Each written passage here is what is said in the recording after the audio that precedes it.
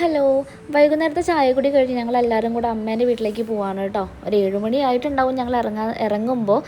അപ്പോൾ ഹനിയൻ്റെ കല്യാണം അമ്മേൻ്റെ വീട്ടിൽ പറഞ്ഞിട്ട് വേണം ബാക്കിയുള്ള സ്ഥലത്ത് പോകാൻ തുടങ്ങാൻ എന്നുള്ള അങ്ങനെയുള്ള ഒരു ചടങ്ങൊക്കെ ഉണ്ടെന്നാണ് പറയുന്നത്. ചടങ്ങല്ല, അങ്ങനെയുള്ളൊരു സംഭവം ഉണ്ടെന്നാണ് പറയുന്നത്. അപ്പോൾ നിങ്ങളുടെ നാട്ടിൽ അങ്ങനെയൊക്കെ ഉണ്ടെങ്കിലും പറയണം കേട്ടോ. അപ്പോൾ ഞങ്ങളിത് എല്ലാവരും അച്ഛനും അമ്മയും ഞാനും ഹരിയും കൂടെ അമ്മേൻ്റെ വീട്ടിലേക്ക് ഇറങ്ങി. അപ്പോൾ അമ്മേൻ്റെ വീട് എന്ന് പറഞ്ഞപ്പോൾ എല്ലാവർക്കും ഭയങ്കര ഒരു ഓർമ്മയുള്ള, ഒരുപാട് ഓർമ്മകളുള്ള സ്ഥലമായിരിക്കും അല്ലേ. സത്യം പറഞ്ഞാൽ നമ്മുടെ കുട്ടിക്കാലത്ത് ഒരു സ്വർഗ്ഗം എന്ന് വേണമെങ്കിൽ പറയാം.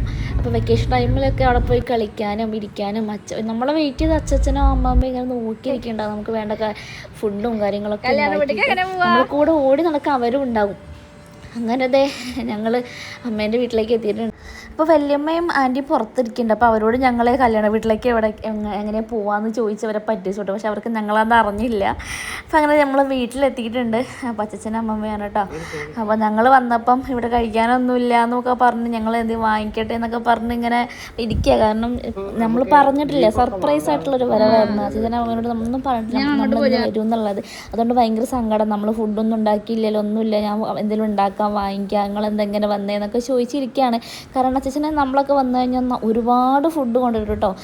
ചിക്കനും ബീഫൊക്കെ ആയിട്ട് ഇങ്ങനെ ഒരു എന്താ പറയുക, ഒരുപാടുണ്ടാവും. അപ്പോൾ ഇന്ന് നമുക്കൊന്നുമില്ല എന്ന് പറഞ്ഞിരിക്കുകയാണ്. കാരണം വേറെ ഒന്നുമല്ല, അവിടെ അപ്പുറത്തെ വീട്ടിൽ കല്യാണം ഉണ്ടായിരുന്നു. അപ്പോൾ അവരെല്ലാവരും കൂടെ അവിടെ പോയി കഴിച്ചു കേട്ടോ. അപ്പോൾ ഞങ്ങൾക്കാണെങ്കിലും അവിടെ നിന്ന് കുറച്ച് ഫുഡൊക്കെ കൊണ്ടുവന്ന് ഞങ്ങൾ അവിടെ നിന്ന് എന്താ പറയുക, നെയ്ച്ചോറും ബീഫ് കറിയായിരുന്നു. അതൊക്കെ കഴിച്ചു. പിന്നെ പിള്ളേരെ കൂടെ കുറച്ച് നേരം കളിച്ചുകൊണ്ടിരുന്നു.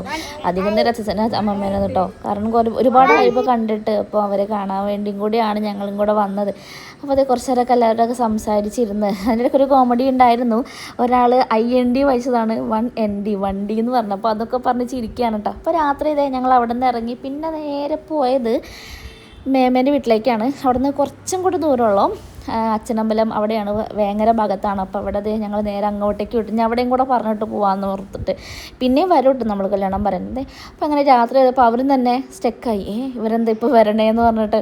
കാരണം ഞങ്ങൾ പറഞ്ഞിട്ടില്ല, ആരോടും പറഞ്ഞിട്ടില്ല വരുന്നുണ്ട്. അല്ലെങ്കിൽ നമ്മൾ വിളിച്ച് പറയും ഞങ്ങൾ വരുന്നുണ്ടെന്ന്. അപ്പോൾ വരുന്ന സമയത്ത് അനിയൻ്റെ 2 ഫ്രണ്ട്സും ഉണ്ടായിരുന്നു കേട്ടോ അവിടെ. അവരോടൊക്കെ സംസാരിച്ച് നമ്മുടെ ചിന്നുവും പിന്നെ ഒരാളും കൂടെ ഉണ്ട്, പേര് എനിക്കറിയില്ല, ഈ തത്തേൻ്റെ പേര് ഒന്നിന് ചിന്നു എന്നാണ് തോന്നുന്നു വിളിക്കുന്നത്. അപ്പോൾ അതിനൊക്കെ കളിപ്പിച്ച് ഞങ്ങൾ കുറച്ച് നേരം കുറേ അങ്ങനെ കാര്യങ്ങളൊക്കെ പറഞ്ഞുകൊണ്ടിരുന്ന് ഇടയ്ക്ക് ചായ കുടിച്ച് അങ്ങനെ കുറച്ച് നേരം കഴിഞ്ഞ് ഞങ്ങൾ അവിടെ നിന്ന് ഇറങ്ങി കേട്ടോ.